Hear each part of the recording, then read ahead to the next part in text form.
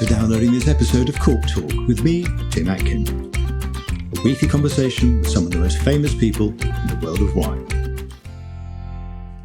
Donovan Rall is one of South Africa's gentle giants, a former second-row rugby player with the touch of a painter. After spells overseas in New Zealand and the Rhone Valley, he came back to the Cape and started his own eponymous brand in 2008, finding immediate success. Best known for his single-site Chenin Blancs and Syrahs, he's also a brilliant blender and a fan of lesser-known grapes such as Cinsault Blanc and Grenache Blanc. Hello, Donovan. Welcome to the podcast. Hi, Tim. Very good. It's really good to speak to you tonight. You must be absolutely delighted. I mean, we're talking on a day when the Springboks have just inflicted the heaviest ever defeat on the All Blacks, right?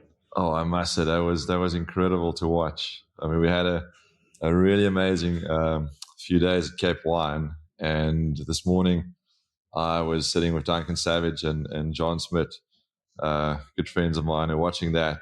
And it was just the most unbelievable sight to see the Springboks properly demolish the All Blacks for the first time ever, to be honest. And it was very moving before the match. They had a minute's silence for Jan Boland Coetzee from Friesenhof, great friend of ours who passed away aged 80, a legendary Springbok who died early this week, and winemaker. It was great, wasn't it? That is incredible. I mean, it's such a sad moment for all of us. But I mean, Jan has been such an inspiration and such a wise person to look up to throughout the years. So yeah, that was a very, very special moment. Yeah, R.I.P. really. Let's talk about you. Where were you born and brought up? I mean, you're from the Cape, aren't you? I'm from the Cape, born in the Cape. Grew up in the northern suburbs of Cape Town, and yeah, I mean, went to Stellenbosch University straight after school. Started studying some other things, but eventually ended up in wine, and I've, to be honest, never looked back or thought of anything else. And were your parents weren't connected with wine in any way, but they were drinkers or not? Wine drinkers? Not at all. I mean, wine drinkers, yes. Enjoyed wine occasionally. I mean, my family, parts of my family into farming, cattle farming, but no link to actual winemaking or grape growing. So I'm pretty much first generation, like many of my peers. I mean, many of my friends. We just start out with a couple of barrels and a couple of tons, and start making our own wines. I mean, your first degree was in genetics and psychology. I say first degree. I don't think you finished it, did you? Because you switched right in your third year to viticulture and enology. Yeah. So after school, I knew I was always going to be in a scientific direction. So a BSc from university was the base, with some psychology and some genetics as extras. I thought maybe that could be a very interesting combination for something in the future. But, not growing up in the winelands in particular, but then staying in these incredible places in and around Stellenbosch, I just fell in love with wine. And after 3 years, I phoned up my dad and I said, listen, this is going to be a shock, but I think I want to be a winemaker. And they were very supportive, actually, which I didn't expect. And they said, well, do what you need to do. And I changed the course and I finished the 4-year degree in 5 years, basically. So, yeah. So you had to do another 2 years, did you? Yeah, I did. I mean, it was not the worst thing to be a student for another 2 years at Stellenbosch University. No, exactly. It's a good town, isn't it? And when you were there, I mean, because this is a podcast, people can't see how tall you are, but you were a rugby player and you were a second row rugby player. I mean, you're what, 6'7"? You might be 6'8", are you? I don't know. I'm pretty much 6'7". I'm 2 meters tall. Yes, I mean, if you're my size, you don't really have a choice. You are a rugby player. That is it. Yeah, exactly. It's very funny because Woza, Wines of South Africa, often used to send me to go and see you with David Sardi, who's also about 6'6", isn't he? And you'd always take a picture of me looking very, very small between the two of you. But you played rugby together, didn't you? You were, two winemakers. Yeah, we were people who become winemakers. Yeah, we were in the same residence while we were studying, and yes, David and myself played a couple of games together. It's ironic. I mean, if you think of Mick Craven, I think of Peter Allen Finlayson. I mean, I recall a tasting in London, actually, where you were present, and the four of us were just by coincidence standing next to each other, and you walked up to us and you looked up and just turned around. So there's no way. There's too many tall guys in this conversation.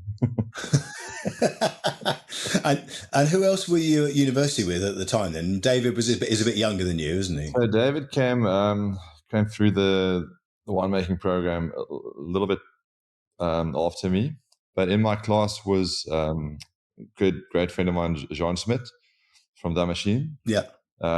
We actually stayed together for a couple of years after we left the res as well. Hagen Viljoen from Zevenwacht was also in my class. Rikus Neertling from Bazoo. So no, really, really strong group of winemakers, I think. Great friends of mine. And what was the course? You were doing the course when you graduated in 2005 or so, did you? 2005 was the graduation. Yeah. I just wonder, was the course still very much focused on classic varieties, classic regions, both of France, but also of South Africa? I mean, was anybody talking about the kind of places that you're making wine now, like the Swartland and Pickeneerskloof or Wellington or places like that? So, back then, I mean, it was mainly the icons, things like Rustenburg, Kanonkop. I mean, incredible wines, still incredible wines. Meerlist. I mean, the Swartland was only really starting to make name for himself, obviously with Eben at the forefront of that. I mean, Swartland, Swartland was known more for the cooperative wineries, which still produce beautiful wines today. But yeah, it only came a little bit later. I mean, I think the focus was pretty much on Stellenbosch at that stage, and a little bit onto Hermanus and these places. But yeah, Stellenbosch was king. And Bordeaux varieties, really, red Bordeaux varieties. Red Bordeaux varieties. I mean, Cabernet, Chardonnays, incredible Chardonnays. Obviously, Sauvignon Blanc came into play as well. Yeah, that was the focus. I mean, again, if you look back at it, all the wines from the great Stellenbosch estates, they're incredible, and that was the focus. Yeah, Swartland came a little bit later, a little bit different stylistically, but I think it attracted quite a few of the younger generation people to go out there and sort of prove that there's other regions outside of Stellenbosch that can do really, really well. Yeah. I mean, after you graduated, you did a couple of vintages overseas, didn't you? You went to Cloudy Bay in New Zealand, Marlborough, and you worked, I think, at the L'Hermitage Cooperative, Cave de Tain in the Northern Rhone. And why did you choose those places? So both of them, I wanted to see all parts of the industry. At that stage, I wasn't sure where I was going to fit in, exactly what I was going to do. I think Tain Hermitage was just, I loved Syrah, and it gave me so many incredible opportunities to work with Syrahs from all over the Rhone. It was Cornas and Saint Joseph, and I mean, Hermitage, obviously, I stayed in this little house at the foot of the hill of Hermitage, which was a dream for harvest. And yeah, Cloudy Bay, again, I wanted to see what the New World was about. At that stage, they were at the forefront. Everyone was talking about Cloudy Bay. I mean, I worked in the UK for a while in Harvey Nicks in the wine shop, and I was the very, very first wine that ever, I mean, if it hit the shelves, it was gone. So I needed to see what it was all about. Those were the days, right? Exactly. And you came back to South Africa and you did two more harvests. You did one with Miles Mossop. He was then at Takara, I think. And then with Ibn Sadi, who already mentioned, Sadi Family Wines, who was starting to make his name in the Swartland. They're two brilliant winemakers, but they're very different personalities, aren't they? I mean, what did you learn from the two of them?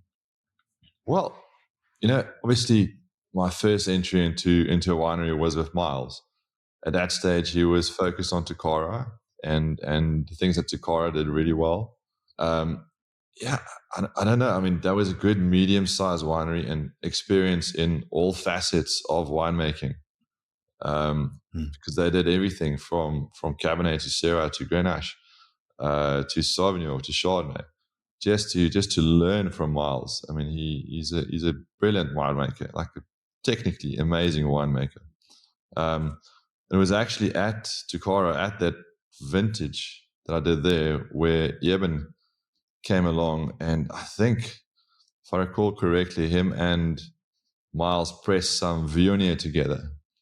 And I looked at those grapes and they looked horrible. And I remember Evan telling me, yes, Donovan, like Viognier looks like a dog's breakfast before you can actually press it.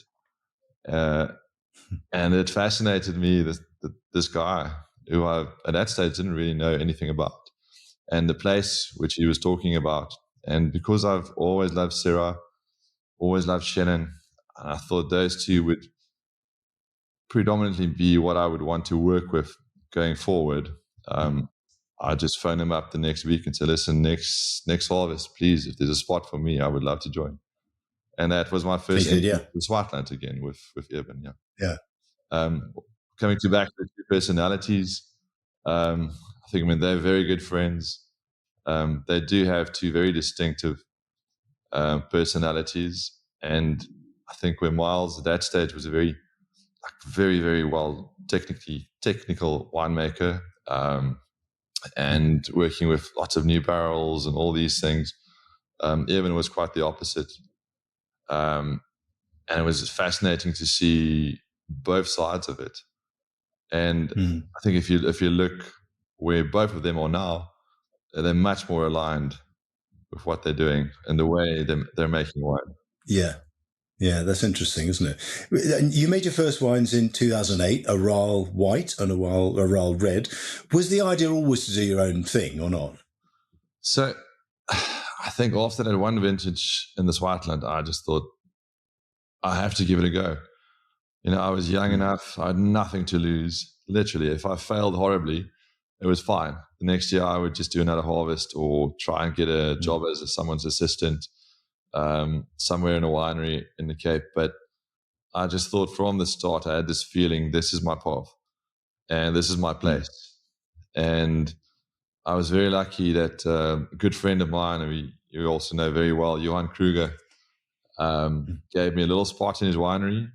He actually gave me a couple of old barrels, and I bought some Shannon from Krista, who we also obviously very well. And that particular farm is now owned by Chris Arlight. I phoned up Rissa. At that stage, I just met Rissa Kruger, and I phoned her up and said, listen, Rissa, I tasted some Verdelho in Evan's cellar. I need to find some Verdelho. And she pointed me in the right direction. That first white had even some Chardonnay, which I loved from Stares, which Johan helped me out, and a barrel of Viognier. It was actually 2 barrels of Shannon, 2 barrels of Chard, 1 Verdelho and 1 Viognier. That was it. And the red was what? Syrah based, yeah? The red was Syrah, Grenache, and Carignan at that stage. And that was 4 barrels, 2 Syrah and 1 each of the others. And the way I came to the blend, actually, of the white, I actually wanted to make a Shannon and I wanted to make a Chardonnay. And then I started tasting things like Lammerzoek and Palladius and all these amazing wines from the Swartland. And one day in the cellar, I just took a little decanter and I put everything together from a barrel. I thought, this is way better than each of them individually. So that's how the white blend was born. And those actual vineyards I used back then still contribute probably to 70% of the Rall white today. So wow, yeah, it's been a long journey with that wine, and I think it's still my very, very favorite wine to make. Yeah.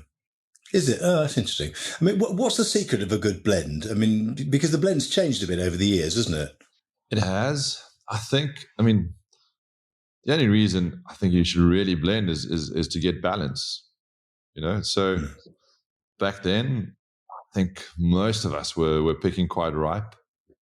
That first Rall white was pushing probably 14.5%, compared to what I do now at maybe 13 or 12.5. So at that stage, the blend, or the blending for that matter, I think was solely for the balance.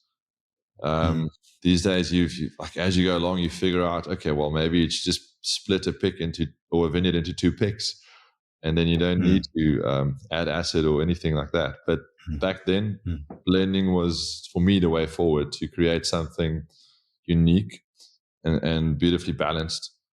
And also, because at that stage, you're just starting out with the vineyards. I mean, you haven't worked with these vineyards for a long time. So you're still figuring out each and every component, and blending them all together just made much more sense to me. Interesting. Were you surprised by how well the wines did, especially the white? I think the 2008 got 5 stars in Platter Guide, and I tasted 2009. I think I was very positive about that. Were you surprised? Did you think, hey, shit, this is easier than I thought, or not? So, I mean, that first wine, I absolutely loved it. I mean, the way it turned out, I mean, that surprised me. I mean, I knew it was I sourced from very good vineyards at that stage already, but I did not expect the wine to do that well. I mean, it's your first wine. It's bottling that and sending it into the world and sort of giving it to someone to taste. I mean, you might think you love it and it's amazing, but that might not be the consensus. And even for Platter Guide, I mean, I told people I will not put this wine into the Platter Guide. And then every single one of my friends said, Donovan, don't be stupid. It's your first wine. No one's going to notice anything. I mean, how are you ever going to sell this wine if it's not rated? And on the very, very last day, I was allowed to submit. I jumped in my car and I went there and I gave them the wine, hoped for the best. And then a couple of weeks later, I get this random phone call from Ina de Villiers, who worked at Platter at that stage. And she said, Donovan, your wine got 5 stars in Platter. Congratulations. We need some samples for the launch and all these things. And I was so shocked, to be honest. I put down the phone, looked at the number, I phoned back, and I said, I was dead sure it was one of my friends just messing with me. And I was so paranoid about this that I actually asked them to send me a confirmation by email. Otherwise, I won't be delivering the. And they sent it, right? That's classic, yeah. I mean, what I wonder is how easy was it to source good grapes in those days, and has it got harder? I mean, I read an interview you gave a few years ago saying South Africa has hidden gems everywhere. Are there still hidden gems, or have people like you, and a dozen people, like more, probably 20 people like you, found all the best grapes? That's the irony. I think there is still a lot to be found, and if you combine that with planting new areas, which is still relatively unknown, unmarked almost, I think, no, there is still a lot to be found. I mean, I think the biggest find of my career is probably my Syrah vineyard, which I use forever. And that was about 5 years ago. And it was just sitting there in plain sight. No one actually ever went in and just chatted to the farmer and asked him what this was. I mean, you almost assume it was Pinotage at that stage, because in the Swartland, these bigger vineyards on the great sites, a lot of them are planted to Pinotage. And I didn't work with Pinotage. I just took a chance. I knew that was an area that's known for schist. And I drove into the farm and I asked the guy, and he said, yeah, this is 10 hectares of 20-year-old Syrah. Wow. And no one knew about it. Well, he did, obviously, because he planted it. At that stage, it went to a cooperative in Rall, who sort of stopped taking grapes at that stage. So when I found it, the cows were already in the vineyard, and he was ready to pull it out. And they weren't there for regenerative farming, right? They were there to just eat. It was wild, wasn't it? They were just there to eat. So, I mean, again, I think up to now, probably the biggest find of my career, and that's still out there. I mean, I think if you think of Sanso and vineyards like that, which I don't think it's utilized to the point where we can. There's many vineyards that still needs to be found, and So somebody could do what you did in 2008 now, basically still, yeah? For sure. I think what the young generation is doing really well is they're looking for pinotage. Or senso, right? Or senso. I think myself and the group of winemaker friends, or my generation, if you can put it that way, a lot of us have not focused on pinotage at all. But there are beautiful pinotage vineyards everywhere. And I mean, people like Yolani Fischer, I mean, you like a pinotage as well. And that approach to making sort of lighter styles of pinotage, I think that's where the young generation is going to excel in the next coming years. Yeah, you know, I don't know, listening to Haynes, I mean, she's a bit older, obviously, but Angus Paul and people like that, you know, making amazing pinotages. Yeah. Tell us a bit more about Rosa, because you said that she helped you find some Vanello, didn't she, early on? Yes. What makes, how helpful has she been to you particularly, but also to other younger winemakers when they were starting out? Oh, you know, I mean, Rosa, she is amazing. And I think we owe so much to the work she's done with the old vineyards. I mean, I think for her it's a passion, and we're all benefiting heavily from this. I mean, there are so many. She catalogued so many of them, and if it wasn't for her, a lot of them would have been ripped up by now. So, yeah, I mean, I work with Marissa as much as I can. Believe in pretty much everything she tells me. But otherwise she'd probably punch you. Right? Exactly. There's a good chance of that as well. She's really a force to be reckoned with, and an enormous asset for our industry. Tell us a little bit about where you buy grapes from, because I think I'm right in saying Stellenbosch, Darling, the Swartland, Piccaninny's Kloof, and you've also made wines from the Ceres Plateau, haven't you? Yes. Have I left anything out? Wellington as well, yeah? Just tell me what the advantages of sourcing grapes from different places is, and if there are any disadvantages. So, you know, for me from the start, obviously that's the way I had to start. I mean, it wasn't a family farm or anything like that. And what I think in the beginning it gave me also was freedom to explore different soils, different varieties from different places. And because of that, I mean, I still source from the same vineyards as I did almost 20 years ago.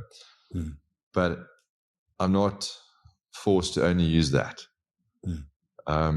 It's, I think, as a first generation winemaker, that's key, to go and find your place and to never stop exploring. I mean, I started with 2 wines. I looked at my table yesterday at Cape Wine, like 10 wines in front of me, which I thought I would never do. And a Cafe van Sale, I think, wrote in the first platter, Donovan vows to only make 10 barrels of wine and only 2 wines. So that was a lie. But there's too many things to explore. Too many soils. Yeah. I mean, you can't stop yourself. I mean, I say, and you're buying from what? 10. Yeah, you're buying from what? 30 different vineyards, maybe in total. Probably 30 different vineyards, and the other thing about that is, I mean, if you split the picks as well, so you do 2 picks from each vineyard, that's probably working with 30, 40 different batches at least in any given year. But that gives you options in the cellar, which is amazing. Tell us a little bit about the soil types you're using, and particularly with schist and granite, which are the kind of core of your range, aren't they? You differentiate quite markedly between the two of them. For the white wines, I mean, I love what granitic soils that's a Chenin, and that's the focus. So, I mean, the white blend, things like Noah, the focus is definitely granite soils. So the Paardeberg. When it comes to the reds, I quite like a bit of structure. I love the perfume as well you get from schisty soils. So that allows me to also pick the reds a little bit earlier, but still have enough structure at lower alcohols. Why can you pick earlier on schist? Because the concentration is so immense. I mean, it's dry land in the Swartland. So I can get, usually from that site, I get extracts of 37, 38 at alcohols of between 11.5 and 12.5. Yeah, amazing numbers. Yeah, concentration with lightness of touch in a way. Yeah, exactly. And I've never been able to do that with granite. So on the red, the focus has shifted heavily towards the schist soils around Riebeek and Bosch-Lamberg. And with the whites, the focus is still mainly on the Paardeberg. Yeah. And tell us a little bit about vintages, because one of the advantages of buying from different places is you get a vintage like 23, which was, different in different bits of terrible in parts of Stellenbosch for late pick varieties, but pretty good in the Swartland, right? Yeah. And that's another advantage, isn't it, for you? No, it's a massive advantage. And I mean, we were spared. I mean, usually in the Swartland, I would be finished with harvest, somewhere in February. And then working with things like Verdelho, just to get some acidity. And before the heat waves comes in the Swartland, that's the thing with Verdelho, is the main vineyard I work with is based in Stellenbosch. And I picked that literally just after the holidays, like anything from the 12th to the 15th, 16th of January. So then the heat waves are like a month away, pretty much. So when that comes, that wine's already done. It's fermenting. It's happy in the cellar. So acid's in the bank. And then I can play around with the Shannons and other things. So it just gives me options. Tell us how involved you get in the way that the vineyards are farmed. You say you're buying from 30 different parcels, although some of them are owned by the same grower. Just tell us a little about your involvement and your approach to viticulture. That is very depending on the site and the farmer. So some vineyards I've taken over the farming, where that's a better scenario for both parties. I mean, I would rent the land basically from them, pay them very well, pretty much what they would have gotten if they just sold the grapes. And then I have a really, really good team with Rusa's help as well. Her guidance basically for these teams, and I go and farm it myself. Then there's other things. I mean, friends of mine like Chris Eilert, I mean, the biggest part of the Rall white still comes from Nieuwedam. And he's taken over the farming, and I mean, I trust him 100%. Then some vineyards I share with friends like Duncan Savage or David Sadi.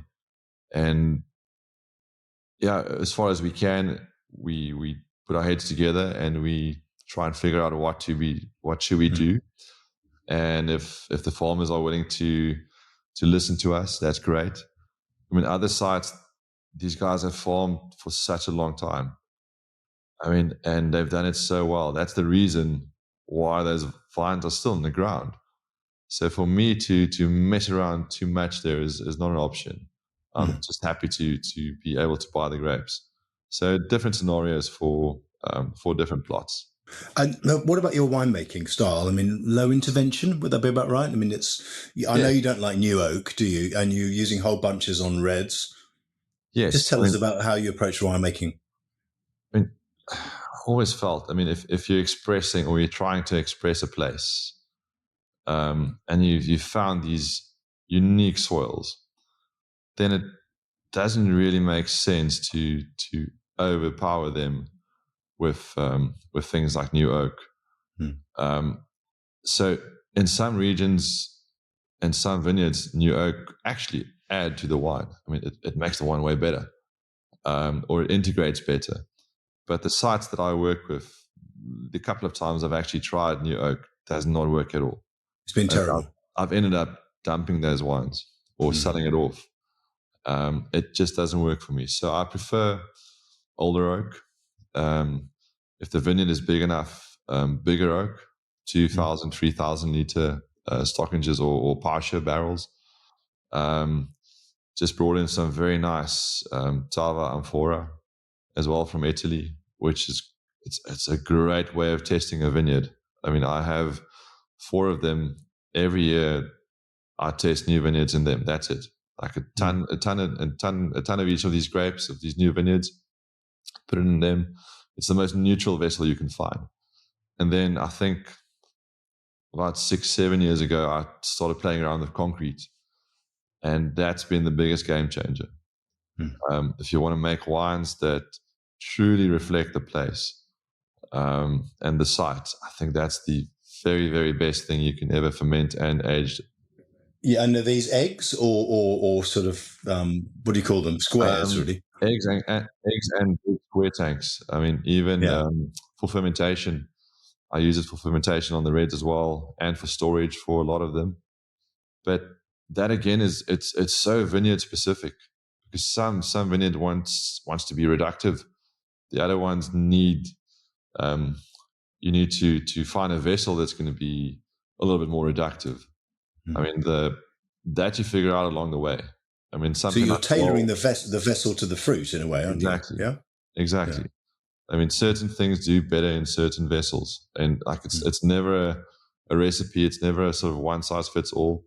It's trial and error. I mean, when I did Grenache Blanc for the first time, I mean, I always set out to make a very different, sort of more fresh style of Grenache Blanc. I worked with 4 different vineyards for 3 years and tried everything from amphora to concrete to new barrels to old barrels to big barrels to glass. And it took me literally 4 years to get to the point where I realized, okay, this vineyard wants to do that, and this vineyard wants to be in that vessel. Yeah. And that's the fun of making wine. You know, wine keeps you humble. You think you know something and you know nothing. It was funny. I mean, Izel for the KWV, who's very funny, and Marco, they were saying when they first got some Grenache Blanc, they had to Google it to find out how to make it because nobody knew. Right? Exactly. So, I mean, what drew you to those so-called lesser grape varieties? You know, Grenache Blanc, Cinsault Blanc, that you also make, don't you? I mean, it was to just have a bit of fun. Grenache Blanc specifically. I mean, obviously, there's the Grenache Noirs are doing very well in the Picaniers Kloof. Think of Soldat and think of some of Duncan's Reds. I mean, great wines. Love to drink those wines. So the examples of Grenache I tasted back then, to me, was just a little bit too overdone. And I thought, I'm going to challenge myself and try and make something more in my style with this grape. Because if Grenache Noir is so happy up there, the Blanc needs to be pretty much in the same space. So that just attracted me to Grenache Blanc specifically. I just wanted to prove that there is another way and there is another style for this grape. I mean, in my mind, if you wanted to have a big textured wine, just rather just go and do Chardonnay or Chenin. You know, Grenache Blanc has such beautiful, sort of very pretty aromatics if you pick it early, and it can have great acidity as well, super low pHs. So that was a challenge I set to myself, and with the Cinsault Blanc, that's a whole different thing that just very luckily came over my path. I mean, there were only 2 of them, aren't there? I mean, Tess just makes one at Stellenrus, and you make one. That's about it, isn't it? Exactly. So when I went to Sarvis the first time with this wine, they said, well, it's on the list for varieties, but no one's actually made a wine from it or bottled a wine from it. So it's a little bit tricky. And, well, I think there was nothing to compare it with. Yeah, well, that's a good thing and a bad thing. No. If the wine wasn't faulty, they couldn't say no. So it was 2017, a very first vintage, 0.2 hectares of this little plot in Wellington. It's on granitic soils, and it's actually part of the OVP now. So, great! And it's an old vine project wine. So it's over 35 years old, right? Yes. Yeah. And I mean, at that stage, the first one, I think I picked it at about 10% alcohol. because it's it's still Cinso. It's a mutation of Cinso. Cinso is just a low acid, high pH grape. It is what it is, and the mutation of that's not going to be very different. So, I mean, the most recent release, we've got it up to about 12.5%, and I think it's the happiest I've been with that particular wine. But I'll keep on making it as long as I can get the grapes. Yeah. It's such a part of our heritage. Yeah, I like it. It's such a great story to tell. I mean, a big part of your focus is Syrah. You talked about working at the co-op in Town L'Hermitage in the Northern Rhone, and you make these unbelievable Syrahs.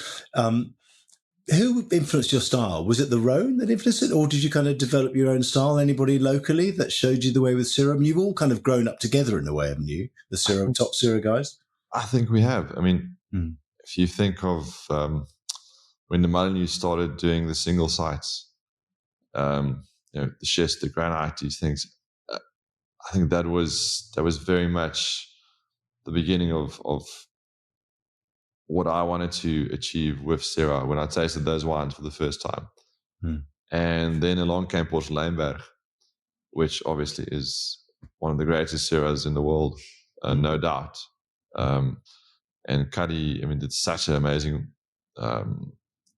job with those first Syrahs. I mean, they were so inspiring because at that stage, I mean, every now and again you get to drink some Jamais, and now someone's making something that's pretty much tasting a little bit like Jamais. So you can actually do that in our climate as well, not to copy, but yeah, that was just the wines that I like to drink. And I think at the moment, I mean, we've had a couple of bottles together, but my biggest inspiration at the moment must be Pierre Gonon. I mean, his wines are exceptional, and yeah, you and I share a love of Pierre Gonon's wines, but they've gone up in price, man. God, they used to be a bargain; they're not anymore. They're so hard to get hold of, but I think 9 times out of 10, I taste that wine and it just blows me away. It is definitely a big inspiration at the moment. Yeah. Is there anywhere else in the world you'd like to make wine? Would you? I mean, I'm trying to persuade you to make wine in Spain. I'd love to see you in Spain, but could we get you to Spain, Northern Rhone? Where would you like to go? Oh, where wouldn't I like to go? I think. Where would you like to go? Yeah, no, I said, question for myself. Where wouldn't I like to go? Yeah. I think there's too many places, but I've always wanted to work with volcanic soils. That would be really, really interesting.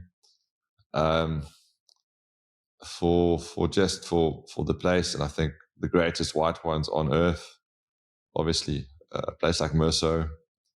I mean, I think where I said Pierre Gonon is a very big inspiration to me on the red side.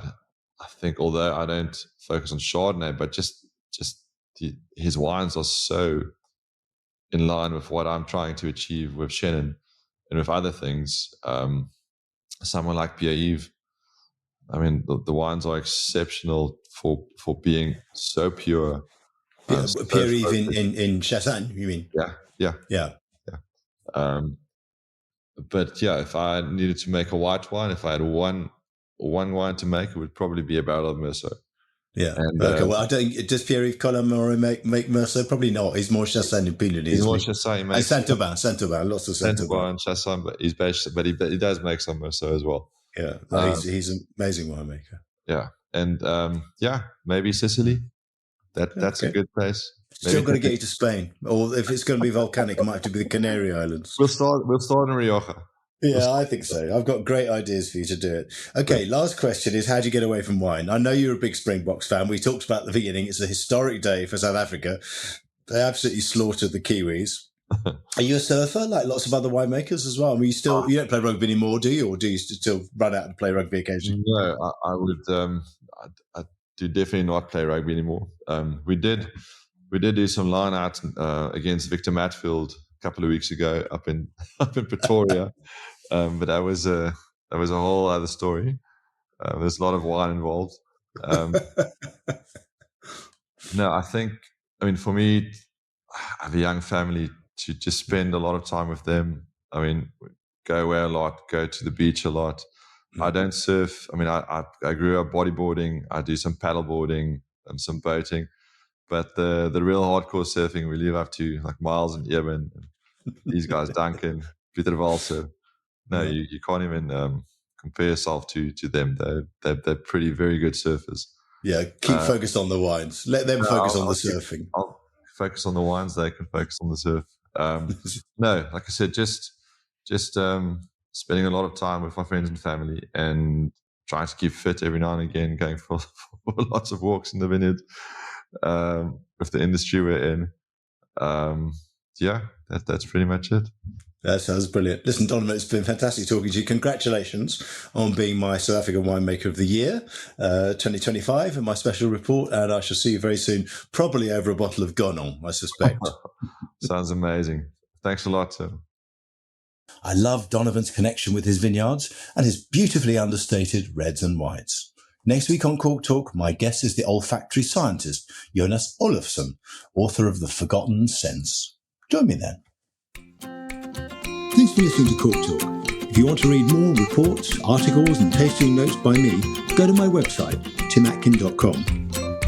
You can also follow me on Twitter, @TimAtkin, and on Instagram, @TimAtkinMW. See you next week.